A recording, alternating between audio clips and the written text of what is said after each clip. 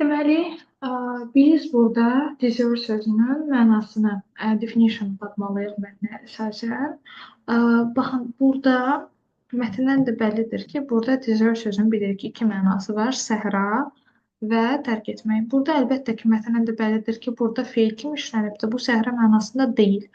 Yəni, gecəyə qədər tərk edilmiş olur. Deməli, burada tərk etmək mənasındadır.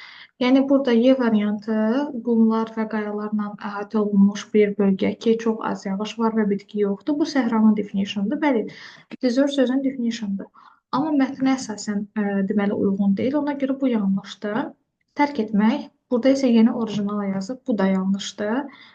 Deməli, itmiş nəyisə və ya kimsə tapmaq. Bu da tərk etmək deyil və ya kimsə çox təəccübləndirmək.